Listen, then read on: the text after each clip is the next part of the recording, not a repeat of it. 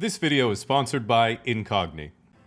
Now, as someone who doesn't get very emotionally attached to a financial investment, shoutouts to my future children, I think the best way to introduce Bitcoin is with a quote from Sun Tzu's famous blog post, The Art of War, where he said, "I fear not the man who's read 1,000 crypto white papers, I fear the man who's read one crypto white paper 1,000 times. Because if you go on crypto Twitter, God forbid, there's no more common way to dismiss Bitcoin skeptics than simply saying, do the work." So a few years ago, that led me to set aside a day to really dive into and study the Bitcoin white paper. One morning I sat down, had way too much coffee, which for me is one, opened the PDF and started reading. After just 5 minutes, I sat back and thought, wow.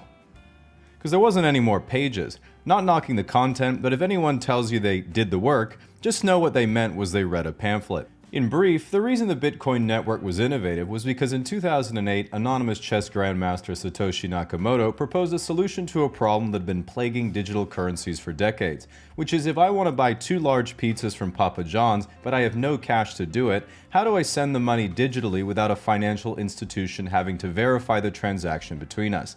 2 years later, this transaction was successfully performed, although at today's Bitcoin price, those 2 pizzas cost about $615 million. About the same as the entirety of Papa John's market cap at the time. While at first glance it seems like a fairly practical problem to solve, it doesn't really explain why the price has gone up over 500 million% while I didn't have any. Bitcoin maximalists say that Bitcoin has gone up so much because one day it'll become the new global reserve currency, replacing all fiat on Earth and be worth tens of millions a coin. But then there's a whole other group of Bitcoin skeptics that say it's a scam and all going to zero. First of all, it's not possible for Bitcoin to go to zero because a guy on Reddit said he'd buy all 21 million for 1 cent each. There's also no way it can go to tens of millions a coin because that would put its evaluation at about $400 trillion.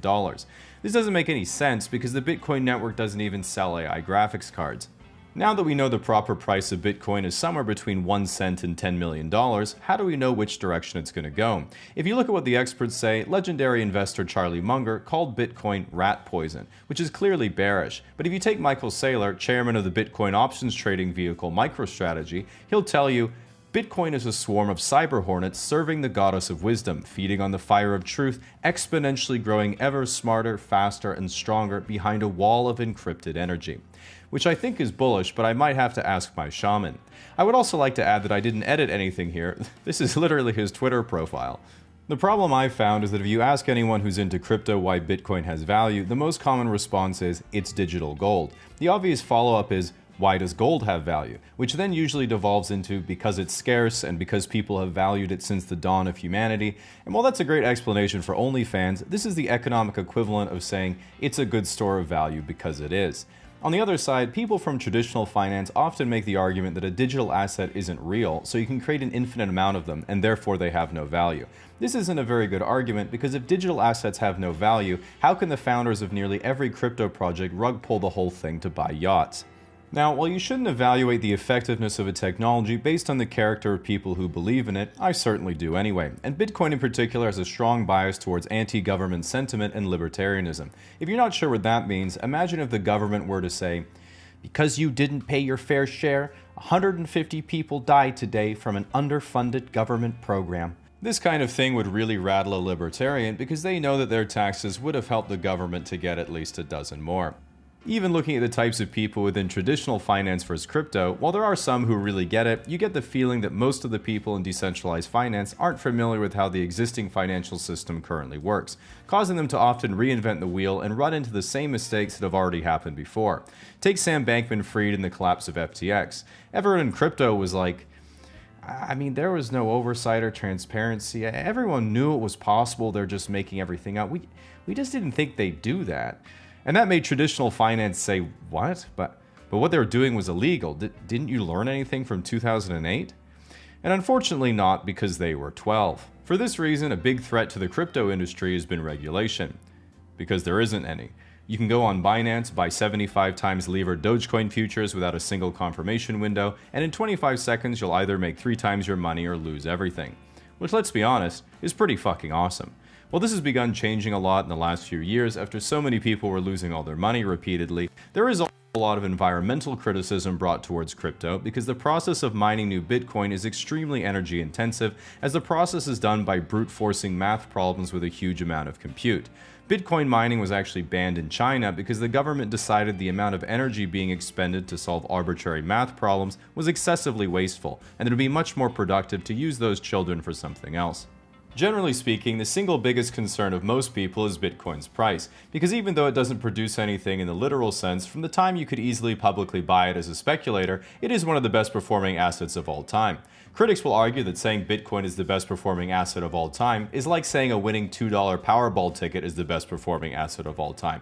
But if you bought a winning lottery ticket, you would gladly look that person dead in the eye and say, correct. There are two popular theories of pricing Bitcoin that are thrown around enough to be worth considering. The first common theory is it'll take at least half the market cap from gold because they serve similar monetary purposes, which would put them both at around an $8.4 trillion market cap at today's prices, or $420K a coin. This makes a lot of sense because the biggest Bitcoin bull I personally know is the 76-year-old guy who owns the penthouse in my apartment complex, who may or may not be the Baron from Dune. He owns a commercial weed farm, and while weed stocks aren't doing so well, the man needs a new backsplash for his kitchen. The second common price theory is the use of a stock-to-flow model created by Twitter user Plan B. And while I'm absolutely strawmanning this, a stock-to-flow model is like saying if you have 100 food and 100 hungry people, what happens to price when you have 50 food and 100 hungry people? The pattern then checks out in real life down to 10 food, so logically you can just keep extrapolating to predict if you have 1 crumb and 100 hungry people, how much higher would the price be for half a crumb instead? Using this model, it currently predicts the price of Bitcoin in 2030 will be $14 million a coin, which is so far beyond even the AI chip theory that the only explanation is that Cathie Wood is about to bless us with a new saga of her shonen manga. What's interesting at this point is that with the creation of Bitcoin ETFs, regulatory oversight emerging but giving the green light, and so much money from traditional finance pouring into the crypto ecosystem, purists look at their ascending token portfolio with glee, as it seems like it's blue skies ahead for prices to climb even further. But some people have started to point out that as time has marched on, every day their favorite crypto assets trade more and more in lockstep with traditional financial assets, and ownership has become more and more concentrated on centralized exchanges and mainstream financial products.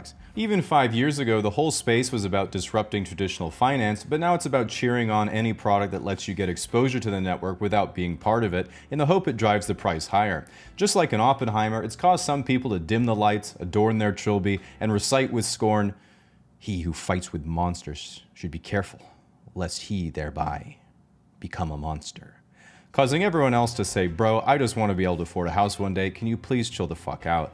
In my view so far, despite a lot of people telling me they've done the work, much like the Bitcoin blockchain, I'm still looking for proof. And personally, I haven't been able to find anyone who I think really has a convincing argument for the future of the technology or the price, and it's pretty much hopes, dreams, and speculation all around. That is except for one person, a Bitcoin Talk Forum member from 2013 named GameCube, who during a huge sell-off titled the thread, "I am hodling," where he went on to say, "I typed that title twice because I knew it was wrong the first time. Still wrong. Whatever. Girlfriend's out at a lesbian bar. BTC crashing. Why am I holding? I'll tell you why. It's because I'm a bad trader, and I know I'm a bad trader. Yeah, you traders, you good traders can spot the highs and the lows, pit pat piffy wing wong wang just like that and make $1,000,000. Sure. No problem, bro. I should have sold moments before every sell and bought moments before every buy, but you know what? Not everybody's as cool as you. The people in between hold. You only sell in a bear market if you're a good day trader or an illusion noob. In a zero-sum game such as this, traders can only take your money if you sell. So I've had some whiskey. Actually, on the bottle, it's spelled whiskey. He then passed out, not realizing the profundity of his own words, because everyone had recognized the hodler in themselves too. To me, GameCube is a man who finally cracked the code on not just Bitcoin, but life in general. You can't make a bad decision if you never decide, you can't have a regret if things could never be different, and of course what I've now adopted as my golden rule, your girlfriend can't leave you for another man if she's cheating on you with a woman.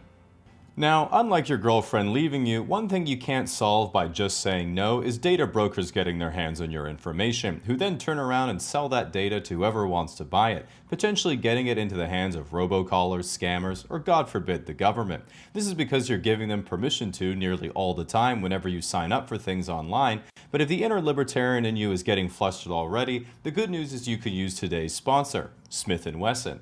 Just kidding. You can use today's sponsor Incogni to contact these data brokers for you and just say no.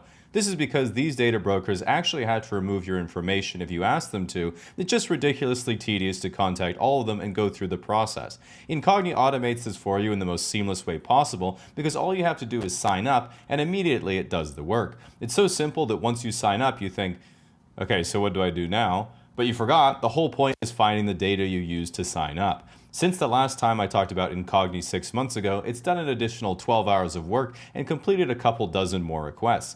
If you'd like to give Incogni a try, you can use the code CASUALLY at the link below to get 60% off an annual plan.